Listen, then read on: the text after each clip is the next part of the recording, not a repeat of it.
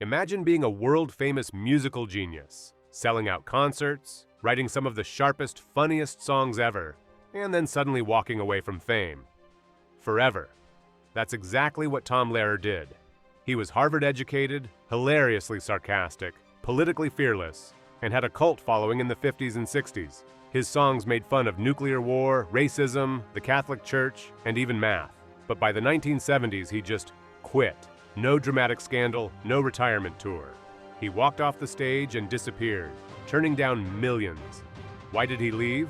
And how did his songs, caught banned from radio, hated by politicians, go on to inspire generations, from The Simpsons to Bo Burnham?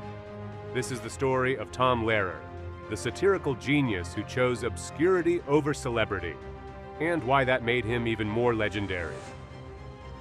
Tom Lehrer was born in 1928 in New York City. A math whiz and musical prodigy, he entered Harvard at just 15 years old. Yes, 15. While most teenagers were still trying to get a driver's license, Tom was studying mathematics at one of the world's top universities and secretly writing parody songs to make his classmates laugh. He loved Gilbert and Sullivan, he loved satire, and he especially loved mocking authority.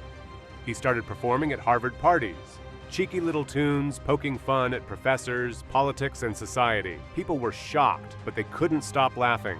In 1953, he released his first album, Songs by Tom Lehrer, self-produced for just $15. It sold out in days. Word spread fast. Suddenly, Lehrer went from math teacher to musical underground legend. He was unlike anything America had heard before, combining classical piano, dark humor, and taboo-breaking lyrics in a time when TV shows still had censors for showing married couples in the same bed. The 1950s were paranoid. The Cold War was in full swing. The Red Scare, nuclear threats, racial segregation. And into this storm, Tom Lehrer dropped his bombs of satire. His song, "We Will All Go Together When We Go," made fun of nuclear annihilation. If the button is pushed, there's no running away. There'll be no one left to grieve. Americans had never heard anyone mock such serious topics, and lived to laugh about it. Lehrer was fearless. He sang about racism, National Brotherhood Week, pollution, the Vatican, and even the German rocket scientists brought over by NASA. Some of his songs were banned from radio. Others were only shared on bootlegs. But college kids loved him. He became the voice of the intellectual counterculture. He toured internationally, sold out shows, appeared on TV in Britain, and even inspired writers like Stephen Sondheim and Terry Gilliam. But Tom Lehrer never sought the spotlight. Fame made him uncomfortable, and so, while his audience grew, he began pulling back. In the late 60s, Tom Lehrer quietly stopped performing. He returned to academia, teaching mathematics and musical theater at MIT and UC Santa Cruz. Why? He once said, "Political satire became obsolete when Henry Kissinger was awarded the Nobel Peace Prize." To Lehrer, the absurdity of reality had surpassed satire. The world was becoming too dark, too surreal to joke about. But fans wanted more. TV shows called. Record companies offered deals. One exec even offered a multi-million-dollar special. Lehrer refused. He never did a farewell tour. He never released another album.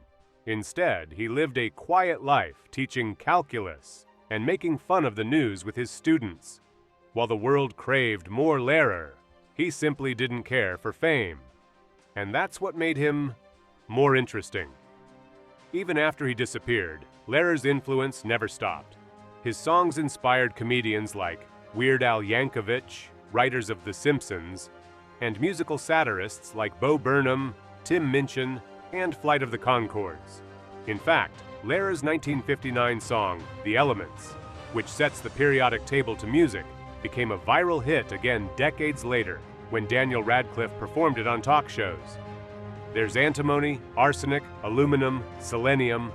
You'll even find Lehrer quoted by scientists, teachers, and even politicians, sometimes accidentally. Despite having released only a handful of albums, his sharp wit, musical brilliance, and fearlessness made him an icon. And then, in 2020, Tom Lehrer did something that stunned everyone again. At 92 years old, he posted all of his songs, lyrics, and sheet music into the public domain. No copyright, no royalties. He wrote, "I no longer retain any rights to any of my songs. All of my music is now free." In an age of lawsuits and digital rights battles, this was unheard of. But for Lehrer, it made perfect sense. He had always hated commercialism, and now he was giving his music back to the people. So, where is Tom Lehrer now? As of the last reports, he's alive, living quietly in California, in his mid-90s. No social media, no interviews, no comeback. In his own words, "If after hearing my songs, just one human being is inspired to say something nasty to a friend, or perhaps to strike a loved one, it will all have been worth the while." That's Lehrer, biting, brilliant, and always unexpected.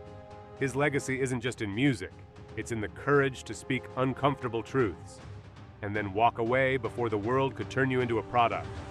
Today, his songs are used in classrooms, protests, science fairs, and comedy clubs.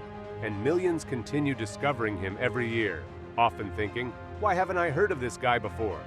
Tom Lehrer didn't want fame, he didn't want fortune, he wanted freedom, and he got it. In a world obsessed with likes, streams, and viral fame, maybe the greatest act of rebellion is to walk away. And yet decades later, his songs still go viral, his lyrics still sting, and his story, the math genius who mocked the world and then left it behind, still fascinates. If you've never heard his music before, check the links in the description. And if you're already a fan, share this video to help others discover the legend. Tom Lehrer may have walked off stage, but the spotlight and the laughter never stopped.